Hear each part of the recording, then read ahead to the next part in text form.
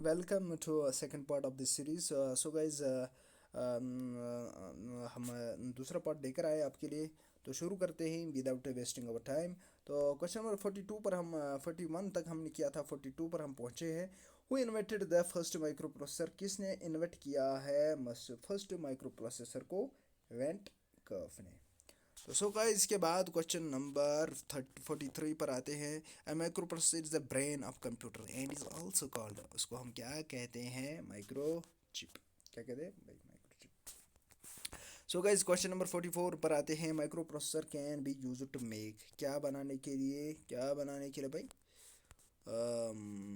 तो microprocessor can be use to make computer, digital system, calculator, all of these. तो क्या बनाने के लिए यूज़ किया जाता है माइक्रो प्रोसेसर का? तो all of these he answer है, क्योंकि सारी चीज़ माइक्रो प्रोसेसर तो ज़रूरी है हर किसी चीज़ में। तो micro processor is made up of millions of transistors. तो इससे पहले भी बताया था आपको, एक चिप होती है जिसको हम क्या कहते हैं? Micro processor. हाँ भाई। तो इस पर ट्रांजिस्टर्स होती है, क्या होते हैं? मिलियंस ऑफ ट्रांजिस्टर्स होती है। तो इसके बाद question number 46, the micro processor of a computer does not understand machine language, understand machine language, high language.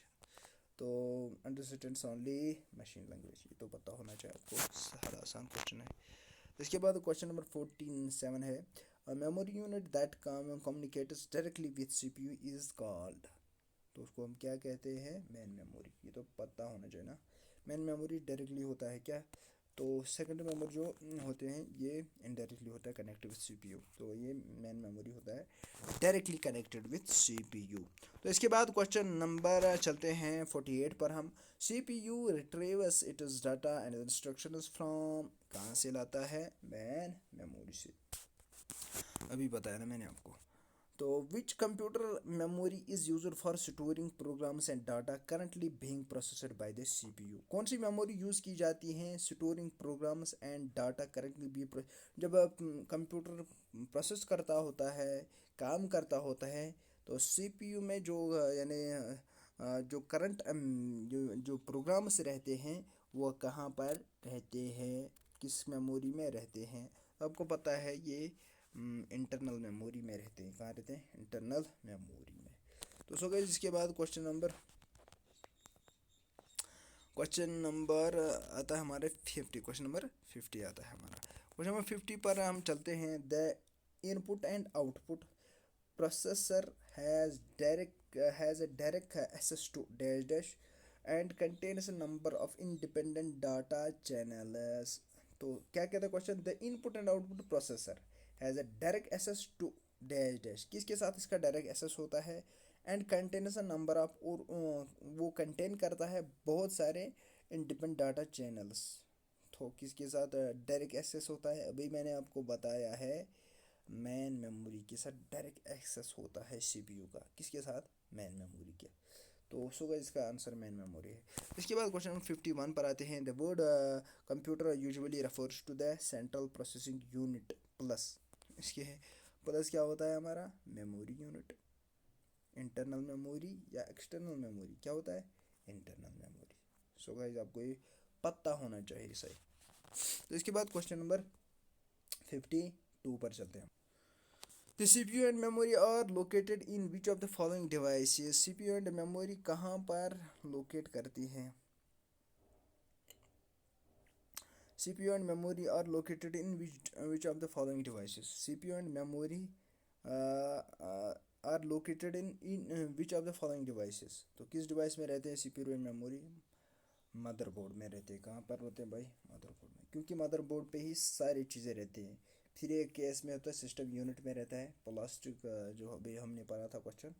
तो लेकिन मदरबोर्ड पे ही पोर्ट्स रहते हैं, डिफरेंट पोर्ट्स। यहाँ पर सीपीयू होता है, यहाँ पर मेमोरी यूनिट मैन मेमोरी होती है, यहाँ पर बसेस रहती हैं, पोर्ट्स रहती हैं। तो सो गाइस, इसका आंसर है मदरबोर्ड। तो क्वेश्चन नंबर 52 हमने कर लिया। इसके बाद क्वेश्चन नंबर 53 करेंगे। The main circuitry board in computer that connects the parts of computer is, अभी मैंने बताया जिस पर बहुत सारे पार्ट्स होते हैं उसको हम मदरबोर्ड ही कहते हैं, कंप्यूटर के बहुत सारे पार्ट्स। तो उसके बाद क्वेश्चन नंबर 54 आता है हमारे। Personal computer use A number of chips mounted on a main circuitry board, which is the common name for such board. हाँ, तो what is the common name of such board? तो mother board ही है, daughter board कोई नहीं है, brother board भी नहीं है, तो ओनली मदर बोर्ड है. तो which of the following are the components that raised on motherboard? कौन कौन से कंपोनेंट्स होते हैं मदर बोर्ड पे? कौन कौन से कंपोनेंट्स होते हैं मदर बोर्ड पे? तो अभी मैंने आपको बताया, ये भी होता है, ये भी होते हैं, ये फैनस भी होते हैं, ऑल ऑफ दिस. तो इसके बाद क्वेश्चन नंबर 56 पर आते हैं. The communication line between CPU, memory and peripherals is called, उसको हम क्या कहते हैं? बस. क्या कहते हैं? बसेस होती हैं. जो कम्युनिकेशन लाइन्स होती हैं, कनेक्टेड होते हैं, CPU को पेरिफेरल्स से कनेक्ट, मेमोरी यूनिट से कनेक्ट करती है, इसको क्या कहते हैं? बसेस.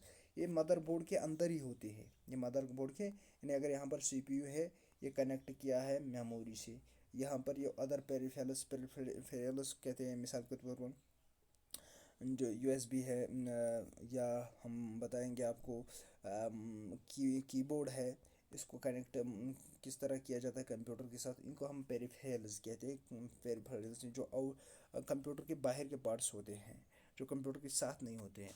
तो सो गाइस, इसके बाद क्वेश्चन नंबर हम आते हैं 57 पर. That is connects components inside the motherboard link CPU and system unit. System memory को लिंक करते हैं, उसको क्या कहते हैं? The connection. That is connects. तो कौन कनेक्ट करता है? डाटा बस, एड्रेस बस, इंटरनल बस है, एक्सटर्नल बस. तो जो अंदर से होते हैं ना, उनको इंटरनल बस बोलते हैं, और जो बाहर से होते हैं, मदरबोर्ड के बाहर से या कंप्यूटर के बाहर से जो बसेस लगे थे, तो एक्सटर्नल बस कहते हैं उनको. तो इसको हम क्या कहते हैं? मैंने क्या बताया आपको? इंटरनल बस. तो सो गाइस, इसके बाद क्वेश्चन नंबर 58 पर चलते हैं. The address of input and output devices और memory is carried by the, किससे हम कैरीड करते हैं? तो आपको पता है एड्रेस आया हमारा, the address of input and output, address of input and output. तो फिर तो एड्रेस बस से ही कैरी करते हैं इनको. तो इसके बाद क्वेश्चन नंबर 59 पर आते हैं. The physical connection between the microprocessor, memory and other parts of the microcomputer is known as. तो फिजिकल कनेक्शन जो होते हैं between microprocessor, memory and other parts of microcomputer is known as, उन parts को हम कहते हैं, उन कनेक्शंस को हम क्या कहते हैं? उन कनेक्शंस को हम कहते हैं एड्रेस बसेस. ये आपको पता होना चाहिए, उनको हम क्या कहते हैं? Address bus. तो सो गाइस, इसके बाद क्वेश्चन नंबर हम चलते हैं क्वेश्चन नंबर 60 पर. The read write line belongs to, ये तो पता ही आपको, read write belongs to control bus. Very good. इसके बाद क्वेश्चन नंबर चलते हैं हम 61 पर. लास्ट स्लाइड है हमारा ये. The name of the location of a particular piece of data is its. Name of the location, तो क्या नाम है उस लोकेशन को जो पर्टिकुलर पीस ऑफ डाटा को दिया जाता है? डाटा इज इट्स, उसको एड्रेस कहते हैं. मेमोरी नेम कहते हैं, स्टोरेज, डाटा लोकेशन, तो उसको हम एड्रेस कहते हैं. क्या कहते हैं भाई? एड्रेस. तो सो गाइस, इसका आंसर है एड्रेस. इसके बाद क्वेश्चन नंबर चलते हैं 62 पर. Which of the following is used to connect the different external devices. तो एक्सटर्नल डिवाइसेस के लिए अभी मैंने बताया, इंटरनल डिवाइस लिए इंटरनल बसेस होते हैं, एक्सटर्नल डिवाइसेस के लिए एक्सटर्नल बसेस होते हैं जो कनेक्ट करते हैं इन चीज़ों को. तो इसके बाद क्वेश्चन नंबर 63 पर आते हैं हम. Which is not an internal part of computer. कौन इंटरनल पार्ट कंप्यूटर का नहीं है? ये भी इंटरनल पार्ट है, ये भी इंटरनल पार्ट है, माउस भी इंटरनल पार्ट है, लेकिन UPS नहीं. जो बैटरी होती है, बैटरी टाइप की है, UPS बैटरी होती है, तो ये इंटरनल पार्ट कंप्यूटर का नहीं होता. तो इसी तरह मैंने अभी कहा था ना UPS, इसी को, इन्हीं को पेरिफेरल्स हम कहते हैं, जो outer parts of the computer होते हैं. तो इसके बाद क्वेश्चन नंबर 64 पर आते हैं. Device that not only provide surge protection but also Frenches also. Sorry guys, दोबारा पढ़ते हैं क्वेश्चन को. A device that not only provides surge protection but also furnishes the computer with battery backup power during a power outage is. तो अभी बताया था मैंने आपको कि ये एक बैटरी होती है जो कनेक्ट करते हैं हम कंप्यूटर को। अगर हमारे पास पावर सप्लाई ऑफ है या हमारे पास एक्सटर्नल पावर नहीं है तो हम इसी के ज़रिए से कंप्यूटर सिस्टम को ऑन कर सकते हैं और वर्क कर सकते हैं। तो यूपीएस आपको पता है। तो इसके बाद क्वेश्चन नंबर 56 पर आते हैं। A temporary storage area attached to the CPU for input and output operation is a temporary storage जो होती है area attached to the CPU for input output operations is उसको हम क्या कहते हैं? चिप कहते हैं, बफर कहते हैं, रजिस्टर कहते हैं, कोर कहते हैं, क्या कहते हैं? बफर कहते हैं भाई। तो इसके बाद क्वेश्चन नंबर 66 पर आते हैं हम। The measure the speed of to measure the speed of processor is used, क्या करते हैं? क्लॉक स्पीड हम के ज़रिए से स्पीड ऑफ प्रोसेसर मेजर करते हैं। 67 क्वेश्चन नंबर पर आते हैं हम। Uniform internal of CPU time allocated for use in performing a task is known as, उसको हम क्या कहते हैं?